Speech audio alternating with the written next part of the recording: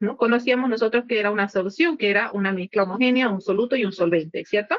Bueno, nosotros ya en la preparación de formas farmacéuticas líquidas tenemos que darle el nombre respectivo a nuestra fórmula, a los componentes, ¿no? El principio activo viene a ser para nosotros el soluto, mientras que el solvente viene a ser nuestro vehículo. Solvente o disolvente es igual, ¿ya? Cuando nosotros preparábamos soluciones en primero, sabíamos muy bien que el soluto venía a ser la fase que se dispersa en el solvente. Es una materia prima que es compatible, que es soluble, miscible con el solvente. Bueno, en esta ocasión nos vamos a enfocar bastante en lo que son los solventes, porque es importante que ustedes vayan conociendo cuáles son los que van a acompañar a su principio activo para darle la forma farmacéutica líquida, ¿no? Y poder transportar a sí mismo a esta sustancia activa a la circulación para que se pueda absorber, ¿no? Y por ende también, ¿no? Realizar su acción terapéutica. Bueno, vamos a clasificarlo de esta forma, según su polaridad. Ustedes habrán visto que en la mayoría de las fórmulas medicamentosas usamos nosotros el agua. El agua como principal vehículo para la preparación de fórmulas líquidas orales, para la preparación de fórmulas sólidas, semisólidas de aplicación tópica, soluciones líquidas que son también, ¿no?, de aplicación tópica, soluciones líquidas que son administradas vía parenteral. O sea, está presente en la mayoría de las formas medicamentosas. Y eso es por sus características que presentan, que es bastante compatible con los demás principios activos y otras materias primas, conservantes, aditivos, que incluimos en la fórmula. El agua es una sustancia bastante polar. Esto le favorece con la mayoría de las materias primas con las que nosotros solemos mezclar para preparar nuestras formas medicamentosas, ¿no? Tiene esa particularidad de que es una sustancia altamente polar. También tenemos el alcohol y algunos glicoles que solemos utilizar también como parte de fórmulas, ¿no?, líquidas. El alcohol, bueno, en sí usamos, es verdad, pero no en grandes proporciones, ¿sí? Usamos en pequeñas proporciones según lo que sea necesario. Los glicoles también, o sea, la glicerina, el propilenglicol, solemos utilizar como reemplazo en el caso que no sean materias primas solubles con el agua ni con el alcohol.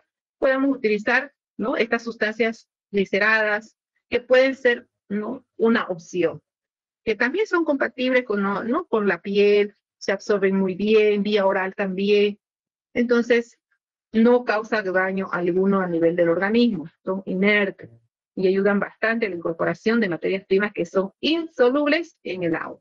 Si nos topamos con ese problema, podemos tenerlos como opciones.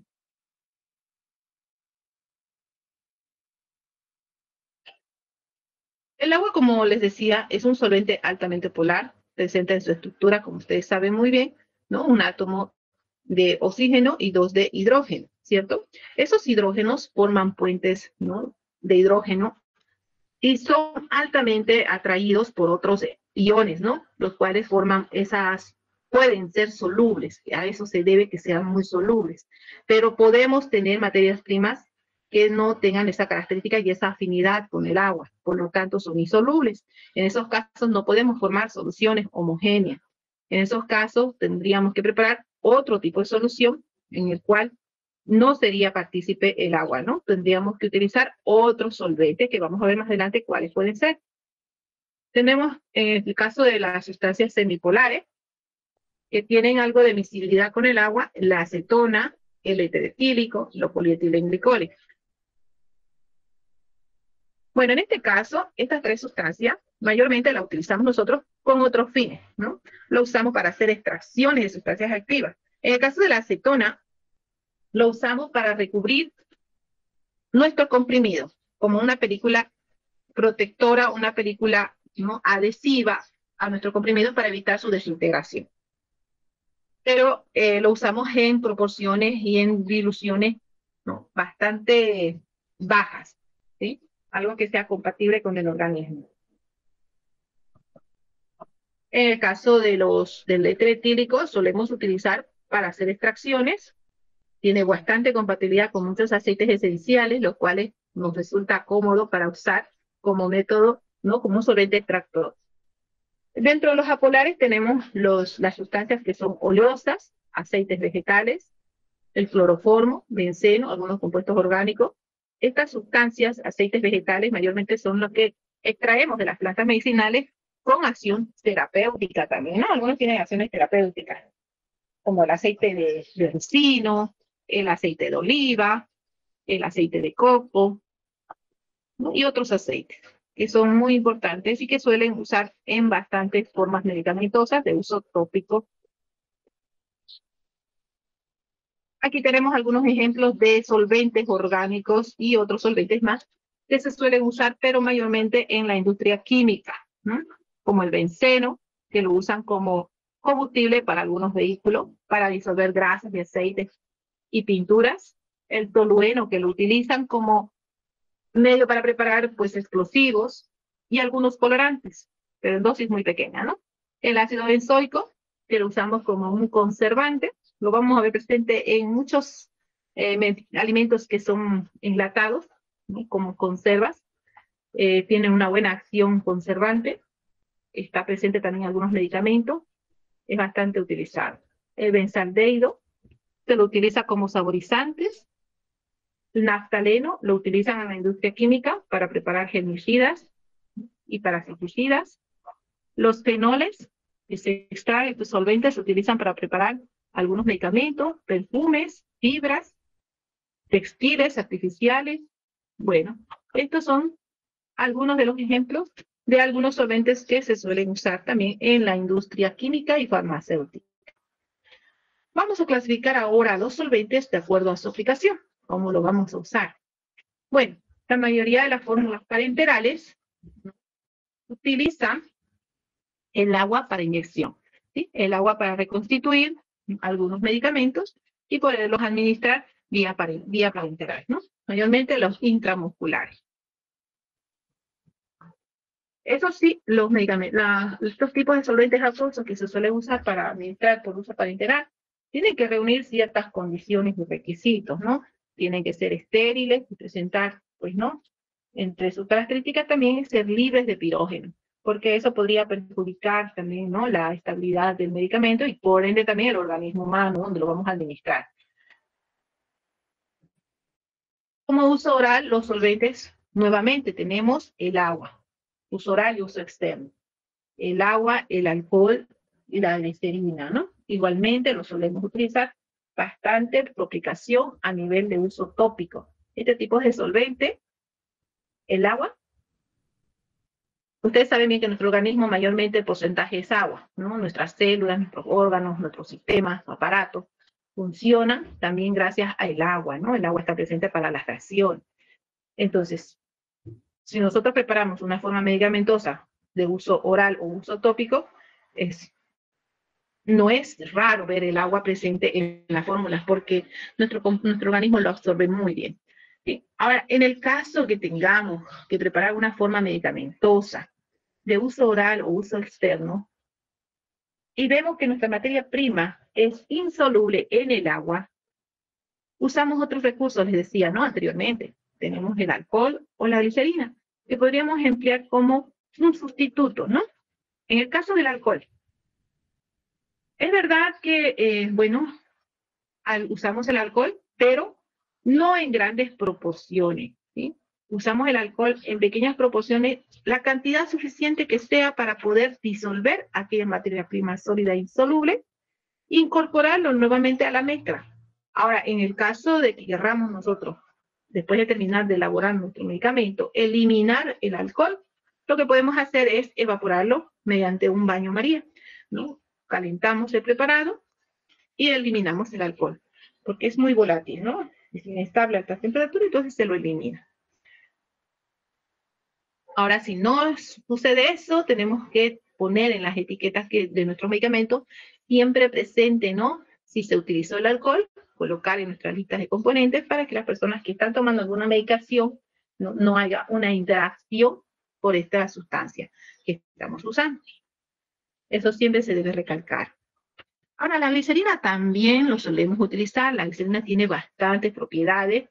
A nivel de uso tópico, ¿no? Es hidratante, es emoliente y es bastante compatible con la piel Igual vía oral, podemos administrar vía oral, pero no en grandes cantidades. La glicerina, bueno, su nombre químico es un 2,3-propanutriol. Esta glicerina, como les vuelvo a decir, si fuera el caso que estuviéramos preparando una fórmula de uso tópico, es factible usarla, incorporarla en nuestra fórmula, por sus propiedades que presenta. En el caso que quisiéramos agregar algún componente que es insoluble en el agua que vamos a usar, podemos usar la glicerina como sustituto para continuar, ¿no?, en la adición de estas materias primas insolubles. Puede ser una opción, ¿no? En el caso que ustedes están preparando alguna forma medicamentosa de uso tópico, consideren a la glicerina en el caso que vayan a adicionar algún aditivo o alguna otra sustancia que sea poco soluble en el agua o insoluble en el agua, ¿no? La glicerina puede ser una opción para su formulación.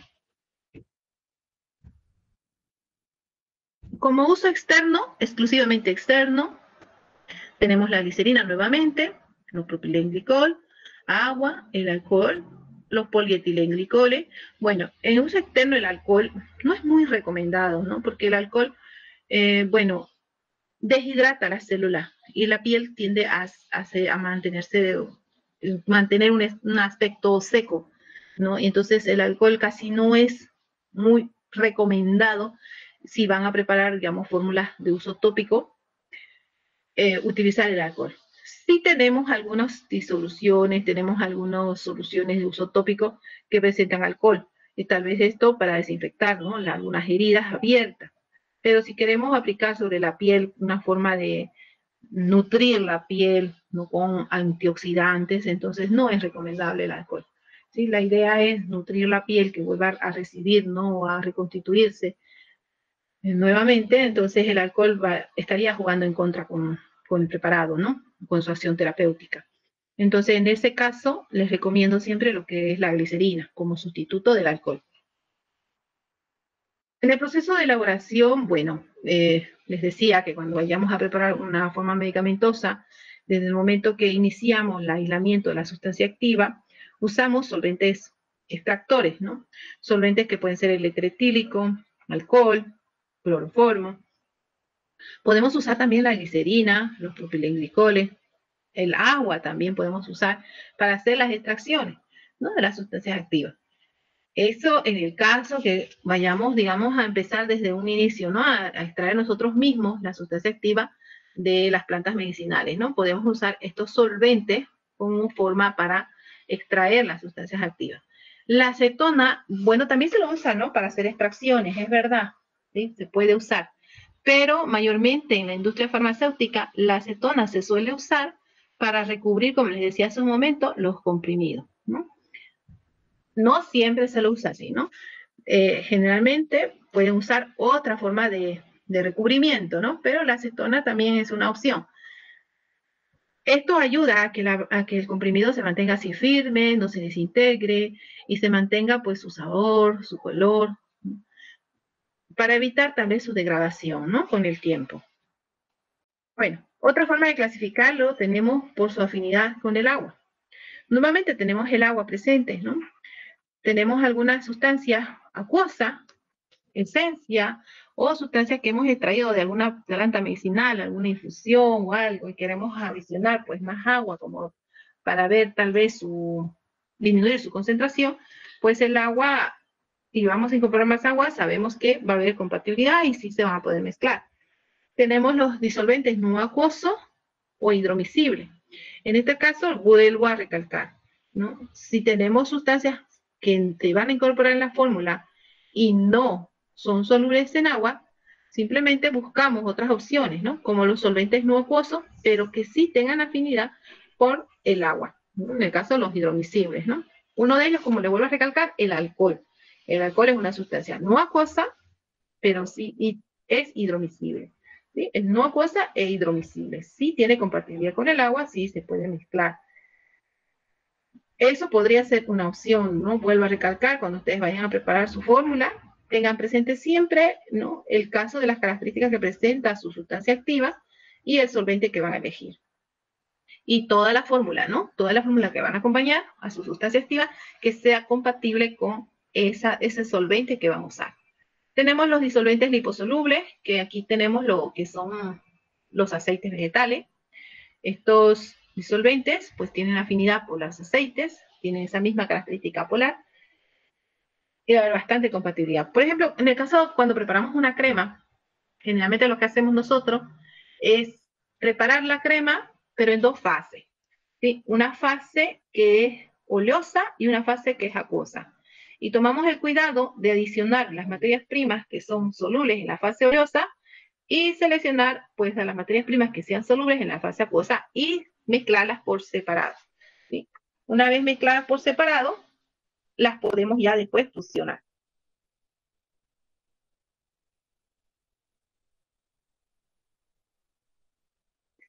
Ya después lo fusionamos. ¿Sí? Y para fusionarlo, sabemos muy bien que las dos fases son invisibles, pero tenemos nosotros otras sustancias que podemos incluir que permita la solubilidad, permita, ¿no?, que haya una distribución homogénea entre las dos fases. Bueno, vamos a hablar un poco del agua. Sabemos muy bien que el agua es una sustancia necesaria para que el organismo humano funcione correctamente. ¿Sí? El 70-80% de nuestro cuerpo es agua. ¿Sí? El agua está presente en nuestras células, en el funcionamiento de nuestros órganos, en nuestro sistema, ¿no? En toda parte está presente el agua. Entonces es importante este líquido, muy aparte de que es parte de nuestra fórmula, saber que es necesario ¿no?, para el organismo humano. Es el disolvente universal, volvemos a recalcar que está presente en muchas fórmulas, ¿sí? En muchas fórmulas de uso oral, de uso tópico, parenteral, intracavitario, está participando en las fórmulas de muchos medicamentos. De administración varia, ¿no? En cualquier vía de administración. Y eso es por la compatibilidad que tiene, pues, ¿no?, con nuestro organismo. Bueno, en la farmacopea van a ver ustedes lo siguiente. Van a ver clasificado el agua en tres. Aquí tenemos el agua purificada. El agua purificada, como ustedes conocen, también con el nombre de agua destilada. O también lo conocen como el agua desionizada. Cualquiera de las tres es lo mismo. Agua purificada, agua destilada, agua desionizada es igual. El agua purificada se lo prepara a partir del agua potable. Ustedes saben que para potabilizar el agua y sea de consumo humano, que sea apto para el consumo, ha tenido que pasar por una serie de procesos, ¿no?, de potabilización, donde le han ido agregando algunas sustancias químicas para ir, ¿no?, eliminando las impurezas que presenta, ¿no? Pero aún así, el agua potable, una vez que llega a nuestras casas, pues tiene en su composición muchos iones que pueden ser perjudiciales en el momento de la preparación de un medicamento. Por lo tanto, cuando vamos a preparar una fórmula medicamentosa, debemos trabajar con agua destilada, agua desionizada, agua purificada, agua que esté libre de esos iones, libre de los minerales que usaron para potabilizar el agua, libre de las impurezas. Solo así vamos a poder asegurar que cuando vayamos a preparar nuestro medicamento no vayan a perjudicar, ¿sí? No vayan a perjudicar. Ya saben muy bien ustedes que los solventes son vehículos que tienen que cumplir una serie de características, y entre ellas, una de ellas es que sea inerte, una sustancia que no vaya a interferir en la acción terapéutica de nuestro medicamento, ¿sí? Entonces, miren, en esos casos, evitemos el problema no usando el agua potable, usando el agua purificada. Hay que usar el agua purificada. Nosotros hacemos un reconocimiento del agua que vamos a usar por estas características. Debe ser un líquido que sea incoloro, que no tenga color, que no tenga sabor, que no tenga olor. Y el pH neutro. El agua tiene un pH neutro. Vuelvo a recalcar que el agua lo usamos para todo, incluyendo en las fórmulas medicamentosas,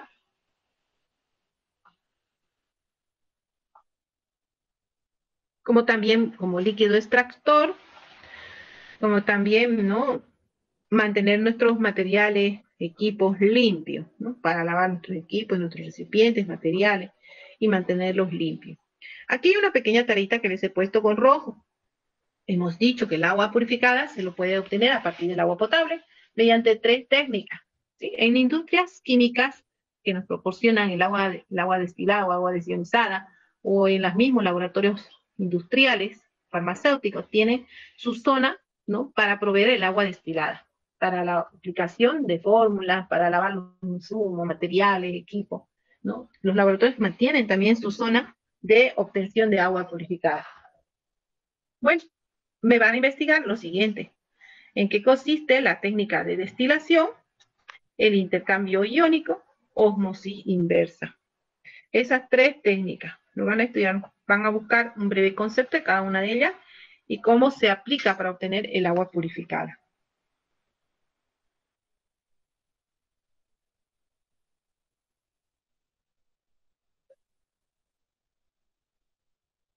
Entonces van a buscar un pequeño concepto de la técnica de destilación del agua, el intercambio iónico y la ósmosis inversa, ¿sí? Esto para la obtención de agua purificada. Un breve concepto, esta es una pequeña investigación. A partir de ahora, ustedes van a ir ya, ¿no?, juntando lo que son los trabajos para el segundo parcial. El wallpaper de este tema también va para el tercer parcial. Perdón, para el segundo parcial. Aquí tenemos otro tipo de agua que también está presente en la farmacopea.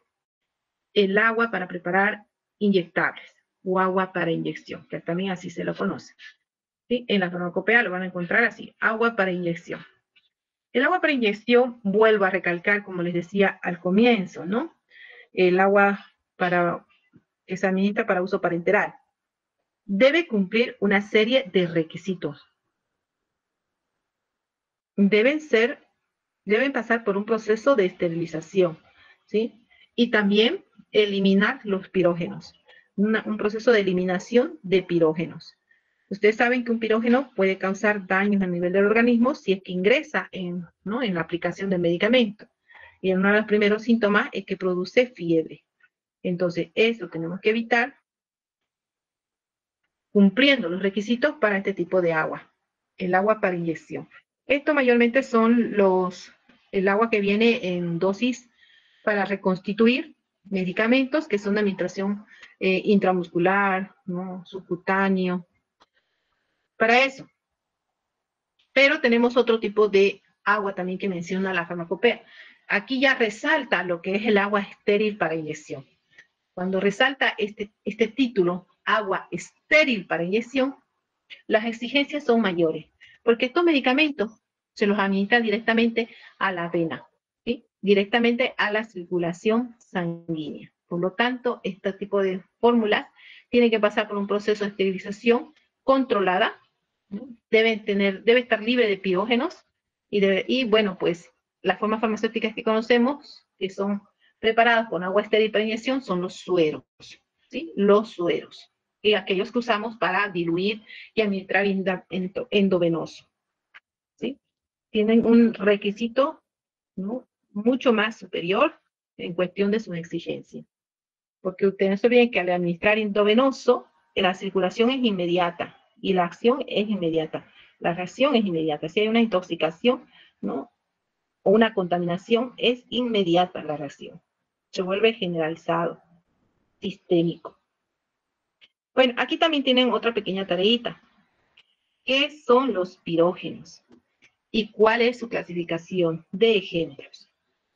Bueno, los pirógenos saben ustedes muy bien que se pueden presentar durante la preparación del medicamento, como también se los puede adquirir a externos, ¿no?, de fuera. Bueno, esto me van a investigar cuáles son los pirógenos, cómo se los clasifica y un ejemplo de cada uno de ellos. Nada más. Disolventes no acuosos e hidromiscibles. Volvemos a recalcar sobre el alcohol, el etanol. Gracias a sus propiedades que presenta el etanol, se lo tiene pues presente en la utilización en varias circunstancias, ¿no? Tiene actividad antimicrobiana, actúa como un conservante, también como un desinfectante, tiene muy buena penetración a través de la piel y es eso por el cual se permite, ¿no?, su aplicación en el caso de que uno vaya a hacer algún tratamiento como una desinfección de heridas, ¿no? Ahí se lo puede emplear lo que es el alcohol. Vuelvo a recalcar también de que puede deshidratar la célula, bueno, y de esta forma se presenta más reseca la piel. Algunas personas son alérgicas también a la utilización de este líquido, por lo tanto, en esas personas está restringido su uso. En el caso de del como solvente extractor, que eso no lo he puesto aquí,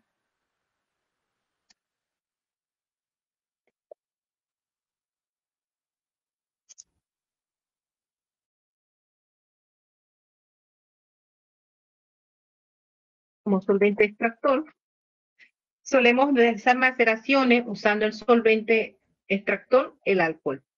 Tiene bastante afinidad también para extraer sustancias activas y conservarlas, ¿sí? Las conserva. Podemos hacer tinturas, extracciones, ¿no? De las maceraciones y conservarlas por bastante tiempo.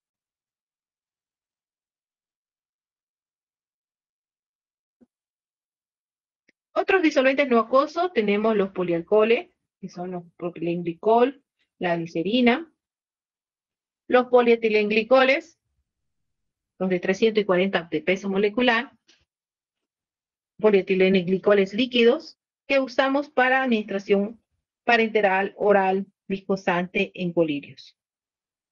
Uno de ellos es el carboximetilcelulosa en solución, que ayuda a aumentar la viscosidad. La acetona, volvemos nuevamente a recordar de la acetona. Es un solvente de polímeros, disuelve lo que son las tinturas, pinturas, ¿no? Y también actúa como un recubrimiento de las partículas sólidas, de los comprimidos, de las píldoras, de tabletas, una película fina para evitar su desintegración de estas formas medicamentosas.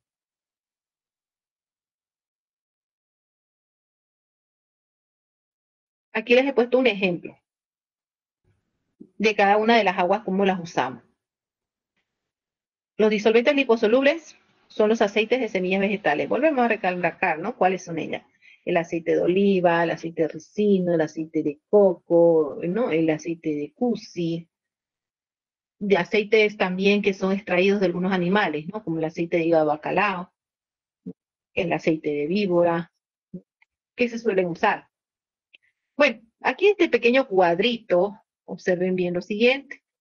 Hay ejemplos de medicamentos donde usamos los diferentes tipos de agua que hemos mencionado que se encuentran en la farmacopea, ¿sí? En el caso de la amoxicilina en suspensión, que es un medicamento que usamos vía oral,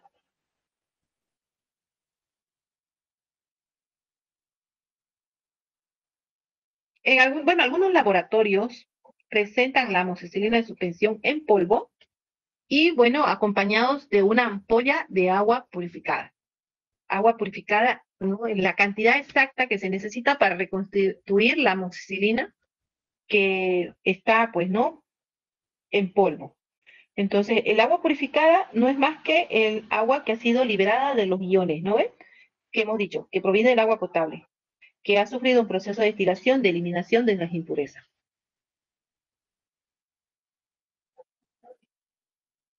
Por eso, cuando otros laboratorios solo ofrecen la amoxicilina, el polvo de amoxicilina para reconstituir, mencionan hervir el agua y enfriarla y luego usar ese agua para reconstituir la amoxicilina, ¿no? En estos casos, ¿qué es lo que está haciendo al calentar el agua, a hervir el agua? Destilarla, ¿sí? De esta forma, pues aseguran de que el vehículo acuoso que están agregando la amoxicilina, pues es solo agua, agua libre de impurezas.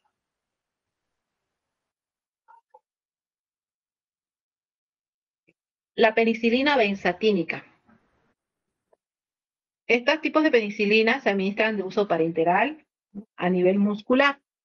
Son polvos que también se reconstituyen con agua, pero ahí sí ya no podemos usar solo el agua purificada, ¿sí? Porque esto va a entrar directamente al músculo, ¿no? Y bueno, pues por ende, la acción también va a ser rápida, va a llegar más pronto a la circulación y evitar el metabolismo de primer paso, ¿no? Entonces, el agua que se suele usar para reconstituir esta penicilina y administrar la vía intramuscular es el agua para inyección, el agua para inyección para dosis pequeñas. En cambio, si vamos a administrar intravenoso, ahí ya pues usamos otro tipo de agua, el agua estéril para inyección. Ese es otro tipo de agua que menciona la farmacopea, donde se recalca la esterilidad que debe presentar el agua, ¿no? Estéril. Debe ser estéril para ser administrada intravenoso.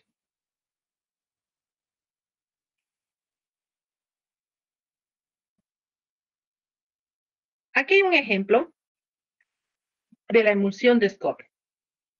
La emulsión de Scott está preparado en la base acuosa con un aceite de origen animal. ¿Sí? Una emulsión es un preparado heterogéneo, no es homogéneo.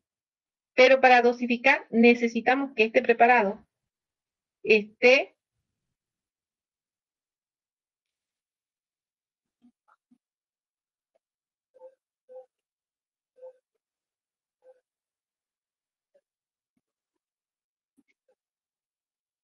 bueno, se me ha cortado un ratito el internet. Les decía que aquí tenemos la emulsión de Scott. La emulsión de Scott está preparado con un aceite extraído de un animal, ¿sí? El aceite es un poco desagradable, ¿no? Pero lo han enmascarado con una base acuosa que va a presentar, pues, características más agradables para enmascarar el mal sabor y el mal olor de ese aceite de ese animal, ¿no? Aquí tenemos el aceite de bacalao que se lo mezcla con agua purificada, pero un agua purificada que está con aditivos, saborizantes, aromatizantes, colorantes, que enmascaran el mal sabor del aceite. Una vez agregado, el agua purificada aumenta el volumen de nuestro preparado, pero nos topamos con un problema, que son incompatibles. El aceite y el agua son incompatibles. ¿Cómo logramos nosotros que ese aceite y ese volumen acuoso se llegue a mezclar de manera homogénea para poderse administrar? Que esté mezclado al igual que las otras sustancias. En esos casos, lo que hacemos nosotros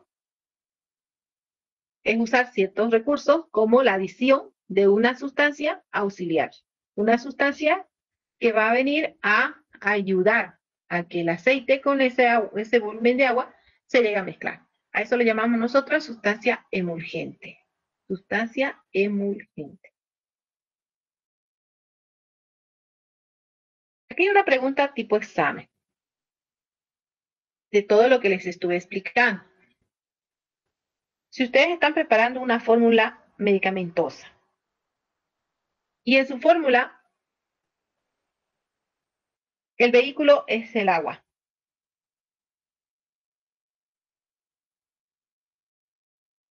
¿qué pasa si yo me encuentro en la fórmula una materia prima que no se puede solubilizar en el agua? Entonces, ¿qué es lo que tendrían que hacer ustedes? Utilizar ese emulgente que dijo que era. El anterior sí, es un agente emulgente. Aquí, se los voy a anotar, ¿ya? Para que no se olvide.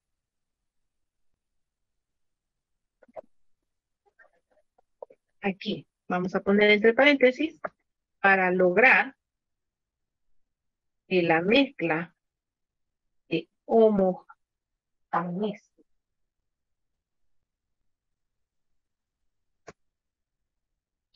es necesario añadir una sustancia auxiliar. Ejemplo, un emulgente, emulsificante es igual. Tan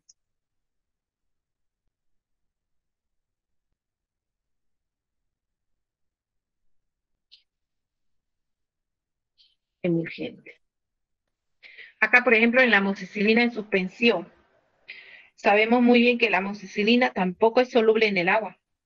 El agua que le agregamos nosotros es para que se suspenda la amoxicilina y se distribuya. En estos casos, ¿qué es lo que hacemos?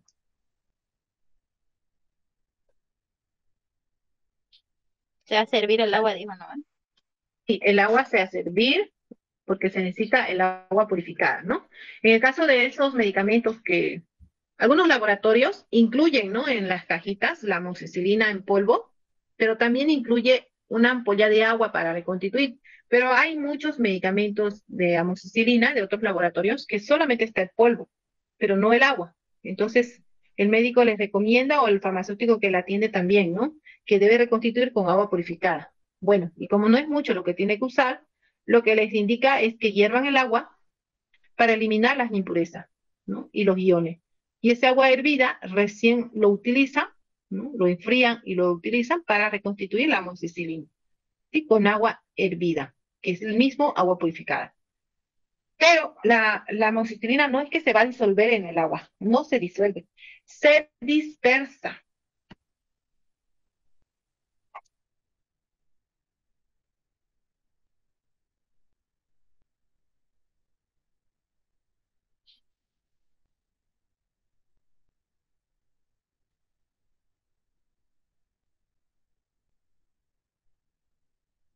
Un agente, un estante y un disposante.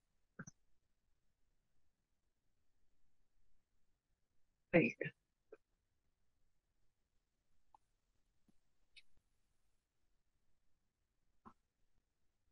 En este ejemplo de acá, que está en el examen, les haga esta pregunta.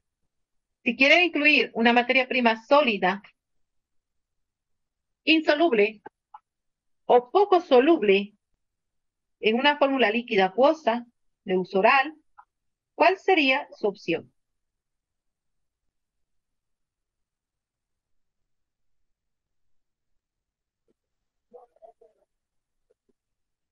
Tenemos el agua como una opción, la acetona, el éter etílico y el alcohol.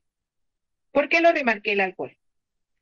Bueno, no nos puede decir acá si queremos incluir una materia prima sólida, insoluble, poco soluble en el agua, una fórmula líquida o acuosa de uso oral, ¿cuál sería su opción? Incorporarlo con el agua, con la acetona, con el éter o con el alcohol. Yo me voy por el éter, doctora. Con el alcohol. Porque si decimos agua, si es insoluble, no se va a disolver, se va a seguir sedimentando. La acetona, ya sabemos, lo usamos para otros fines, pero no para incorporar sustancias activas de uso oral, ¿no? Lo usamos como recubrimiento, para eliminar algunos pigmentos, pero no lo usamos, incluso lo usamos como líquido extractor, pero no como parte de fórmula para la aplicación de uso oral. El éter etílico es una sustancia también orgánica que solemos usar mayormente para hacer extracciones. Tiene bastante afinidad con muchas sustancias activas de las plantas y por ende, pues, esa es su aplicación. Y nos queda el alcohol. Es verdad que usamos el alcohol, pero vuelvo a recalcar, no usamos grandes cantidades, pequeñas proporciones de alcohol. Doctora, una preguntita. ¿Esta acetona de la que estamos hablando para estos usos, tiene que ver algo con esa acetona que usamos para despintar las uñas o eso es otra cosa? Es el mismo líquido, es el mismo, solo que cuando lo usan a nivel industrial para recubrimiento, ¿no? Disminuyen su concentración. Usan una pequeña cantidad solamente para recubrir, ¿sí? Pero mayormente lo usan como líquido extractor. Actualmente la acetona está como una sustancia controlada, porque bueno, lo están usando para fines, ya saben ustedes o se imaginarán, ¿no? Como para extraer sustancias activas que bueno, lo emplean para otros fines, ¿no? Que Para no son extracción, terapéuticos, ¿no? No son extracción de algún componente. lo usan sé para cuál. por eso es controlado. Ahora actualmente está controlado. Ahora si uno quiere emplearlo para elaborar alguna fórmula, ¿no? O usarlo nosotros como método de extracción, tenemos que solicitar permiso para su compra, ¿no? Para no dar malos entendidos, ¿no? Creo que Es la, también usan el querosén, creo, ¿no? Gasolina. usan varios solventes orgánicos que, bueno, ahora están limitados su uso, ¿no? Siempre y cuando uno demuestre para qué lo va a emplear, entonces sí le dan la autorización. Bueno, sigamos. La concentración. ¿Se acuerdan ustedes en química, cuando llevábamos nosotros la preparación de soluciones? Les decía que la concentración de las soluciones nos indicaba algo, ¿no? Nos indica cuánto de la sustancia del soluto se encuentra en la solución. La concentración, cuando nosotros revisamos en los reactivos químicos que preparamos en solución, siempre lo primero que hacemos es mirar su concentración para saber exactamente con cuánto de soluto contamos en esa solución, cuánto está disperso en esa solución. Ahora, nosotros si lo adaptamos a lo que es la preparación de fármacos, la concentración de los medicamentos nos va a indicar cuánto de principio activo se encuentra en esa solución. Por ejemplo, en el caso de los jarabes, donde dice, no, Ambroxol 15 miligramos por 5 ml. ¿Qué significa 15 miligramos por cada 5 ml? ¿Qué significa eso? Que hay 15 miligramos en los 5 ml. Es que por cada 5 ml de ese jarabe encontramos 15 miligramos de Ambroxol, ¿cierto? Que esa es una dosis pediátrica, ¿no ve? Y eso nosotros siempre tenemos que tener en cuenta, leer la concentración de nuestros medicamentos para poder colaborar también en la dosificación de los fármacos, ¿no? En la dosificación, cuando viene nuestra recetita y nos dice, no, esto me dio el doctor, ¿no? Y verificar si está correcto todo lo que el médico le ha prescrito, ¿no? Entonces, de esa forma colaboramos. Pero, cuando nosotros estamos preparando nuestros medicamentos, es importante colocar allí qué concentración de las sustancias activas lleva nuestro medicamento. ¿Sí? Ustedes han debido ver que sus etiquetas dicen, ¿no ve? Composición para 100 gramos, para 5 gramos, para 20 gramos. ¿No? Ya más adelante vamos a ver fórmulas líquidas, ya va a decir para 100 ml, para 50 ml, para 30 ml. Entonces ya ustedes van a ver qué cantidad de las sustancias van a incorporar en ese volumen de medicamento.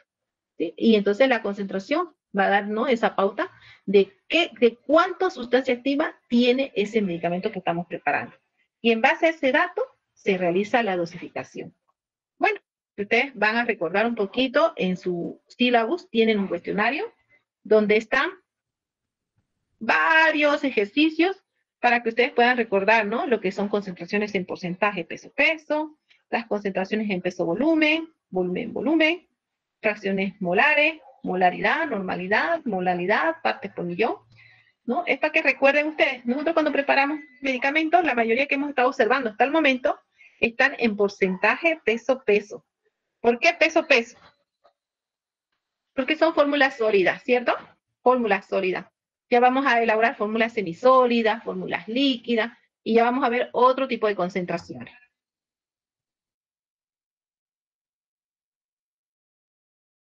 Aquí hay un ejemplo de examen, de concentración. ¿Qué tal si a ustedes les dice lo siguiente, ¿no? Tienen un pacientito que pesa algo de 20 kilos. Estamos hablando de un niño, ¿no? A este pequeño de 20 kilos se le debe administrar un medicamento. Ese medicamento nos indica lo siguiente, que presenta una concentración de su principio activo de 250 miligramos por cada 5 mililitros. 250 miligramos por cada 5 ml. La dosis que se recomienda terapéuticamente es de 30 miligramos por cada kilo que pese ese pequeño. Esa cantidad de dosis que se va a sacar se debe distribuir 3 veces al día, ¿no? Se debe administrar estos 30 miligramos por cada kilo 3 veces al día. Se los debe distribuir. ¿Cuántos mililitros se deberá administrar al paciente? Lo primero que nada, ustedes tienen que saber es cuánto de dosis recomendada para ese pacientito deben administrar. Entonces buscamos esa dosis recomendada. 30 miligramos.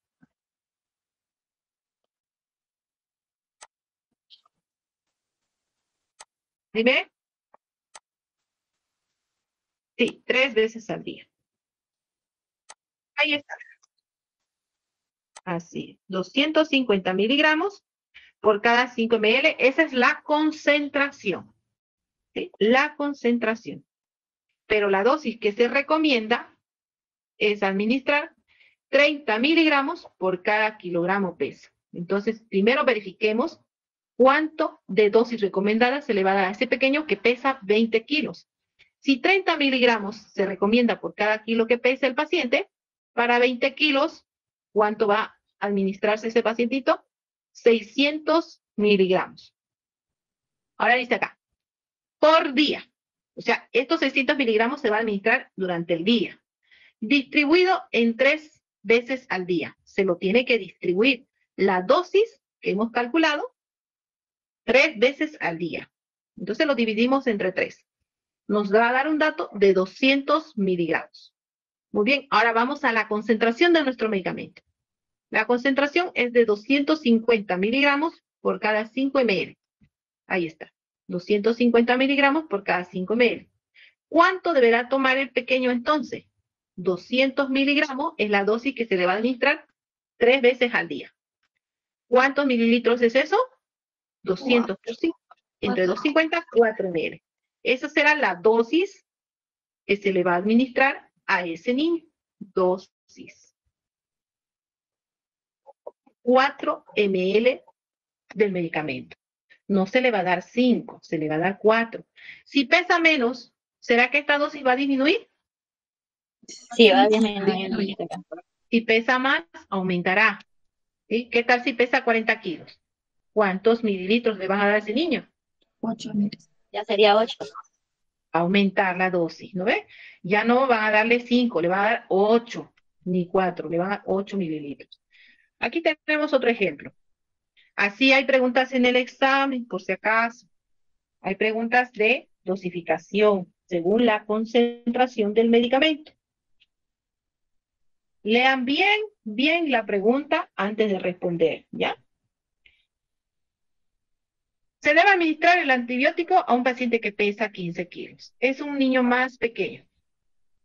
La dosis también es recomendada de 30 miligramos por kilogramo peso. Se lo distribuirá cada 8 horas. Acá que hemos dicho, 3 veces al día. ¿Eso es cuántas horas? Cada 8 horas. 8 horas. Puedo decir 4 veces al día. Entonces, ¿acá qué podría venir? Cada 6 horas. 6 horas. Esto también puede ser variable, depende del medicamento, ¿no? Es variable. La dosis recomendada no siempre va a ser 30.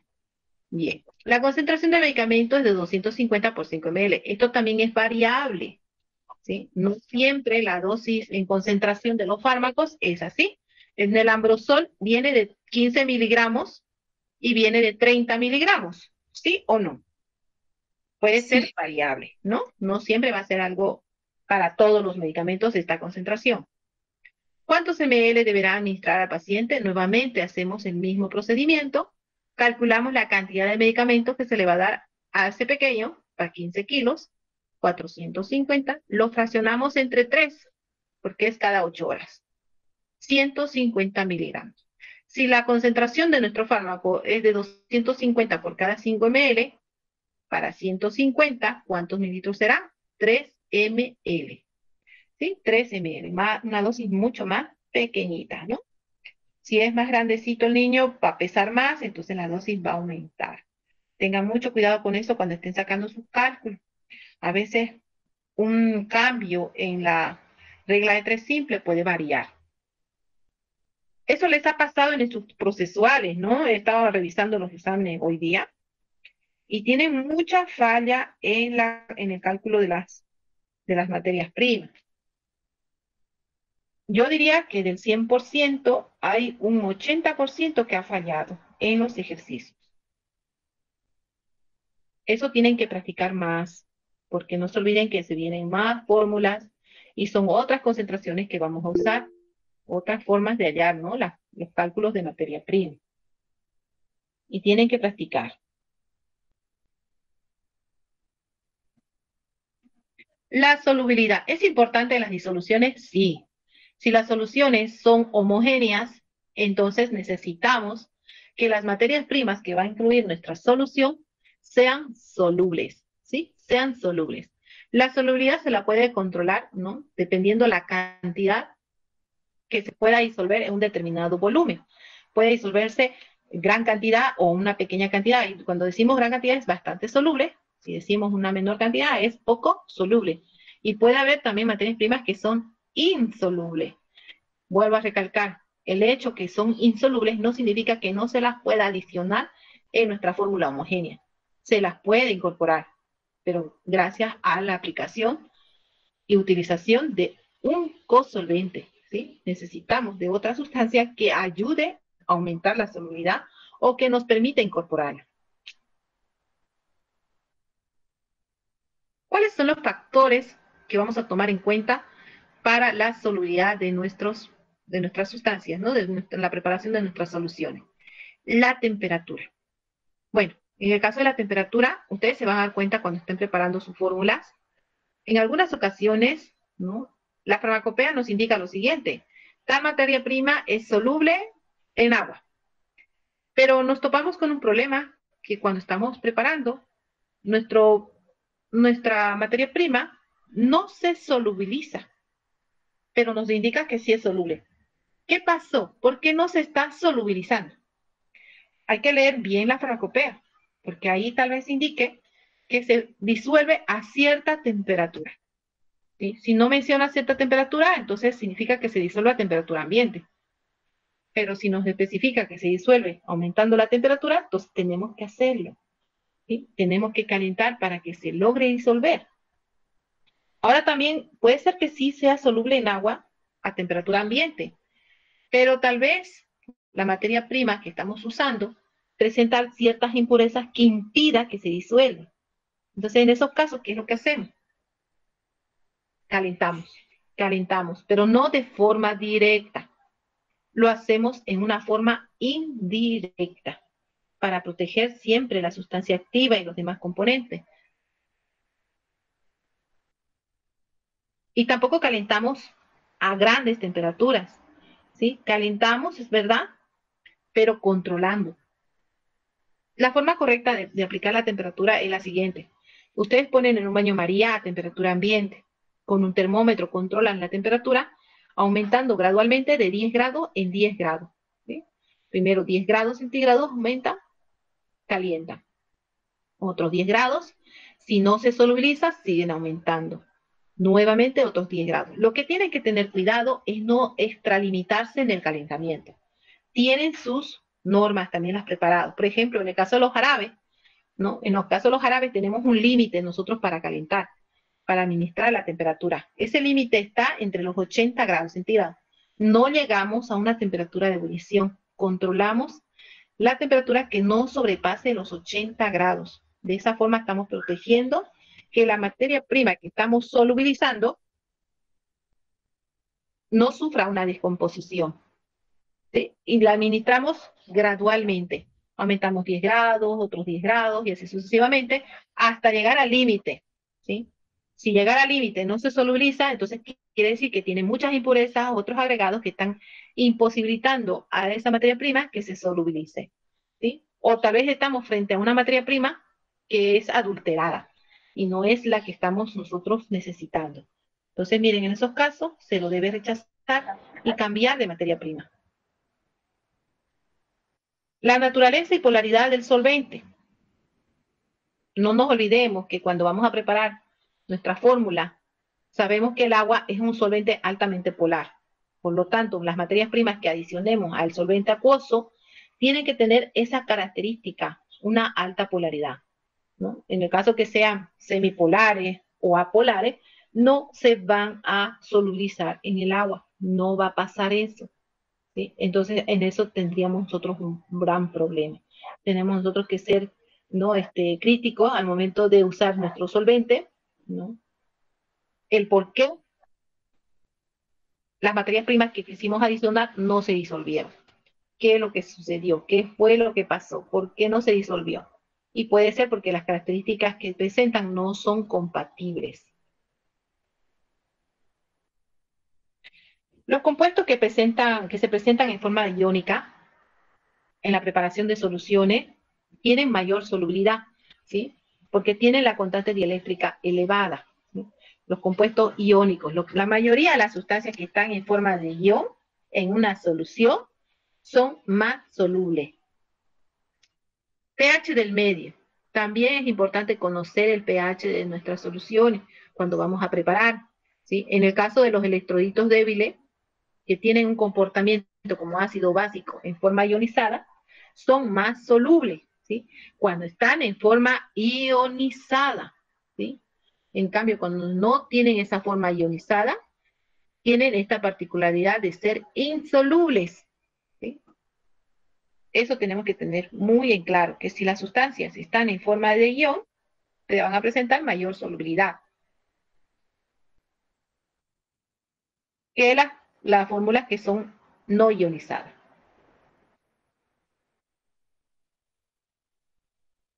Las propiedades del soluto en estado sólido.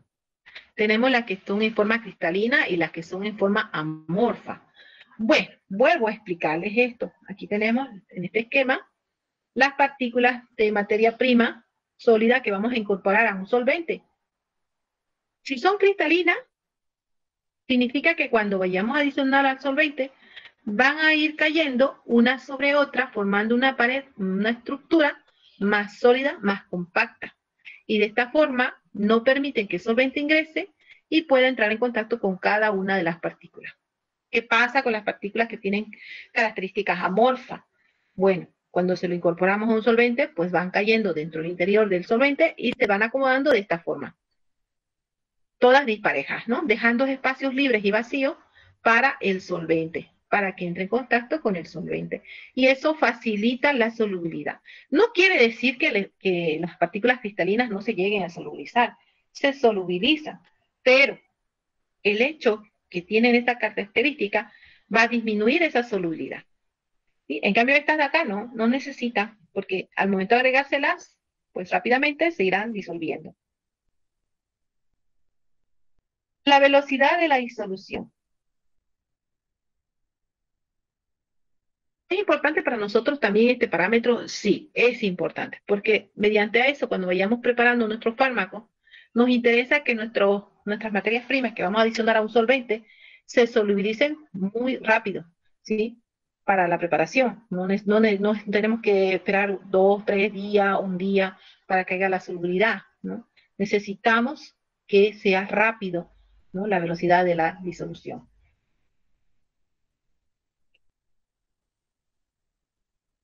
Estos dos parámetros, la solubilidad y la velocidad de disolución, se los caracteriza porque la solubilidad es estático, ¿no? En eso nosotros hacemos los controles de las características que presenta para ver si va a ser compatible o no, va a ser soluble o no. Y la velocidad es algo dinámico, es controlando mediante el tiempo, ¿no? En el cual, ¿no? Se disuelva pues algunas materias primas que incluyamos a un solvente. ¿Cuáles son los factores que afectan la velocidad? La solubilidad. A veces nos vamos a querer empeñar en adicionar alguna materia prima que tiene características muy distintas al solvente.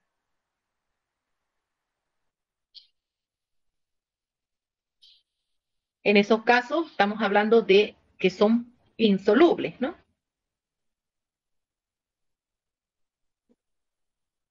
Que son insolubles. Entonces, en esos casos es muy difícil que nuestras materias primas se vayan a solubilizar al presentar esta característica. Descartamos nosotros la inclusión de esas materias primas en el solvente acuoso. Ahora, eso sí, si en nuestra fórmula está incluirlas, entonces buscamos otro solvente que sea compatible con el agua y que pueda ser un medio para incorporar, ¿no? Aquellas materias primas que son insolubles. ¿El tamaño de la partícula importa? Sí. Mientras más pequeñas sean las partículas, más fraccionadas estén, vamos a lograr de que el solvente que usemos entre en contacto con estas partículas y las disuelva. ¿Sí? Mientras más grandes sean, ustedes saben bien que el solvente pues va a ir disolviendo la parte externa y va a demorar mucho en llegar a destruir o a incorporar toda esta partícula en su medio acuoso, ¿no? Es muy complicado. Entonces lo que hacemos nosotros es fraccionar las partículas, las materias primas sólidas, antes de incorporarlo al solvente. La agitación. Bueno, en este caso que tenemos estas partículas cristalinas, les decía que no significa que no se disuelvan, ¿sí? El hecho que vayan a caer y a apilarse de esta forma, como una masa más compacta, que dificulta, es verdad, no que se disuelva. Pero si nosotros usamos estrategias para que aumente la velocidad de la disolución de estas partículas cristalinas, es la agitación. Cuando agitamos, ¿qué hacemos? Que estas partículas adquieran movimiento. Al adquirir el movimiento, van a entrar en contacto con el solvente y van a poderse disolver. La temperatura también aumenta la velocidad de la disolución. El hecho que calentemos estas partículas cristalinas la temperatura va a activar su energía cinética de las partículas y estas se van a disolver. Van a entrar en contacto con el solvente y se van a poder disolver, ¿no? Miren, nosotros no es que vamos a descartar que el hecho que sean partículas cristalinas no se vayan a disolver. Podemos usar estrategias como la agitación y la temperatura, ¿no? Ahora, en el caso de nuestros preparados en laboratorio farmacéutico, es verdad que usamos equipos, ¿no? Y los equipos son muy importantes en algunas ocasiones. Por ejemplo, el agitador magnético que usamos nos facilita la agitación y nos favorece el movimiento de nuestras partículas, hace que tengan mayor energía cinética y se puedan disolver. La solubilización de fármacos. Si tenemos este parámetro, cuando estamos calculando la solubilidad de una materia prima, y hacemos esta prueba de disolver 1 miligramo por cada mililitro, y si vemos que no se disuelve, entonces, ¿qué es lo que va a pasar? Va a haber problemas con la biodisponibilidad de nuestro fármaco. Cuando vayamos a preparar este medicamento, ¿qué va a suceder si no hay solubilidad? Se va a precipitar, se va a sedimentar nuestras materias primas sólidas dentro de este vehículo acuoso. Y cuando querramos administrar, no vamos a dosificar el medicamento en sí, ¿no? La droga, sino solamente el solvente. Entonces no va a poder llegar a la circulación, no se va a poder absorber, no se va a poder distribuir y no va a haber acción terapéutica. Hay métodos que usamos nosotros para aumentar, ¿no?, la solubilidad de los medicamentos, modificando el pH. ¿Sí? Hay sustancias de carácter ácido que presentan una alta solubilidad en sustancias que son de pH alcalino, ¿sí?, que tienen un pH mayor a 7. Y hay sustancias de carácter básico que aumentan su solubilidad con sustancias de pH ácido. ¿Sí? Para poder, digamos, ustedes cuando estén preparando un medicamento, ¿sí?, si tienen una sustancia activa que también tiene características ácidas, entonces es importante que el medio que donde van ustedes a solubilizar presente un pH alcalino para que se incorpore, para que se solubilice. En el caso que quieran adicionar alguna sustancia activa que tiene un carácter básico y quieran adicionarlo a un medio acuoso, entonces disminuyanle su acidez, ¿no? Disminuyan su acidez para que haya esa homogeneidad durante la mezcla. Ese es uno de los métodos que se suelen usar nosotros. Vamos a usar también eso cuando estemos preparando nuestros medicamentos. Muchas veces vamos a ver que no se solubiliza. Entonces les voy a decir yo a ustedes, aumenten su pH, ¿no? Voy a decirles tal vez, disminuyan el pH. Van a tener tal vez que usar, ¿no?, trietanolamina, van a tener que usar tal vez un ácido cítrico para adicionar al medicamento y disminuir su pH o aumentar su pH. Formación de sales. También, ¿sí? Si es que en el caso fuera que nuestras soluciones tienen características ácidas o básicas, lo más importante para que se pueda solubilizar, tenemos que tomar en cuenta que en forma de sales son más solubles, son mucho más solubles. Entonces lo que hacemos es adicionar sustancias que lleguen a reaccionar con estas sustancias ácidas o básicas y formar sales. Y ya estas sustancias ya se las adiciona a los solventes y se pueden solubilizar.